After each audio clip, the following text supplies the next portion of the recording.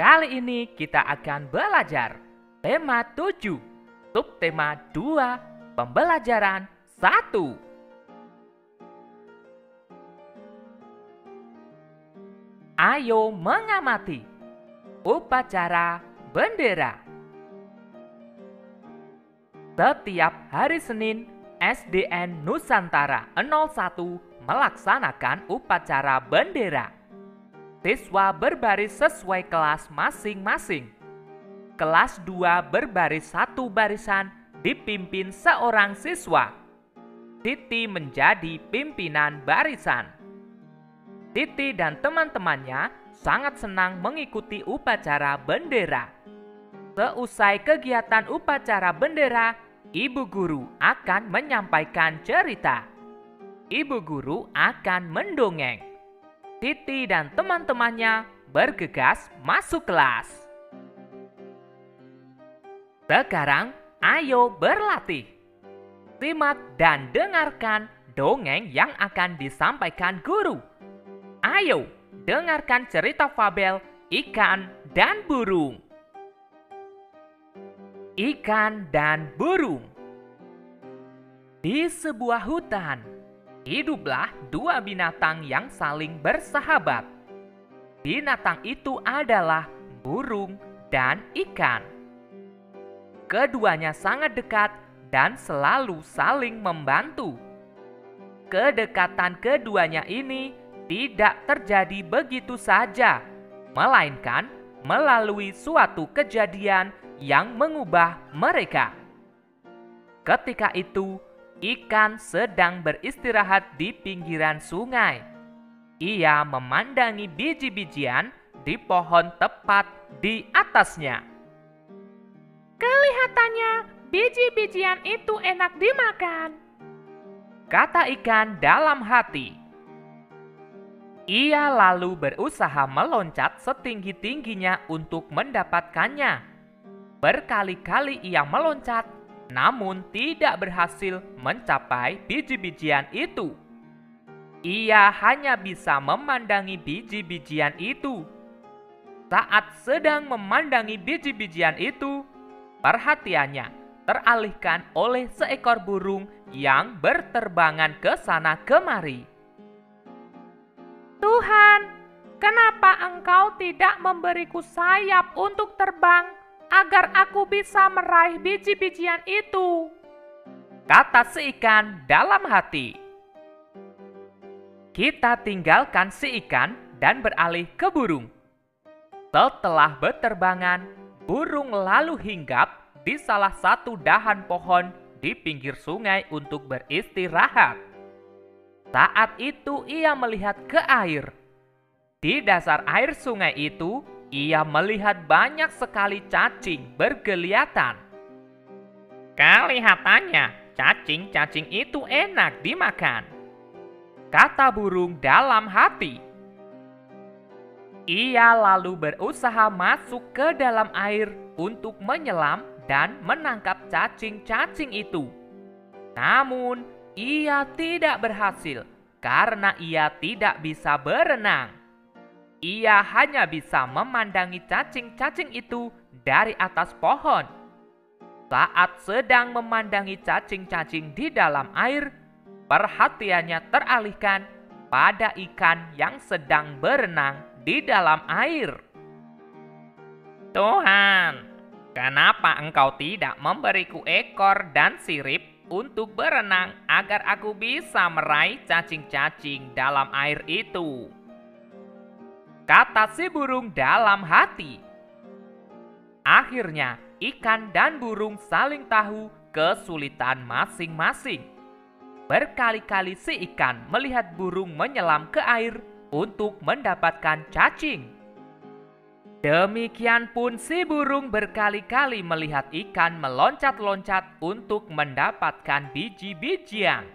Lalu mereka berkenalan. Hei ikan, apakah kau menginginkan biji-bijian ini? Kata burung.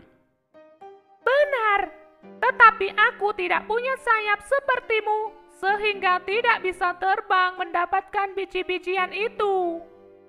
Jawab si ikan.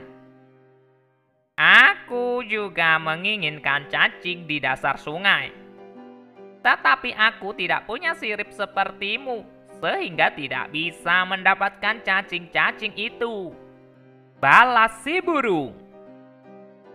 Bagaimana jika kau membantuku mengambil biji-bijian itu, dan aku akan membantumu mendapatkan cacing-cacing di dasar sungai?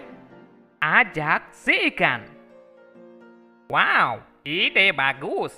Aku setuju. Sahut si burung. Akhirnya ikan dan burung menjadi sahabat dan saling membantu.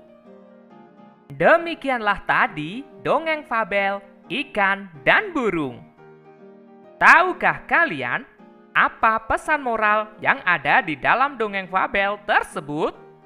Ya, pesan moralnya adalah kita harus saling membantu dengan teman. Karena kebaikan yang kita berikan akan kembali kepada kita. Jadi, jangan takut berbuat kebaikan. Selanjutnya, ayo bercerita. Ayo, ceritakan kembali dongeng yang telah disampaikan guru. Selanjutnya, ayo berlatih. Jawablah pertanyaan-pertanyaan di bawah ini. 1. Siapakah tokoh dongeng yang disampaikan guru? Tokoh dongeng yang disampaikan guru adalah ikan dan burung. 2. Di manakah tempat dari cerita tersebut? Tempat dari cerita tersebut adalah di pinggiran sungai. 3. Di manakah tempat hidup cacing yang akan dimakan oleh burung? Tempat hidup cacing yang akan dimakan oleh burung adalah di dasar sungai. 4. Burung ingin membantu ikan dengan cara mengambil biji-bijian. 5. Ikan ingin membantu burung dengan cara menangkap cacing di dasar sungai. 6. Setelah ikan dan burung berkenalan, maka mereka menjadi sahabat dan saling membantu. Sekarang, ayo berdiskusi. Ayo diskusikan tentang sikap hidup rukun di kelas. Tuliskan hasil diskusimu. Sikap hidup rukun di kelas. Misalnya, sikap hidup rukun di kelas harus selalu kita jaga. Kita harus saling menghormati, bekerja sama, gotong royong dengan teman tanpa membeda-bedakan. Tuliskan contoh sikap hidup rukun di kelas.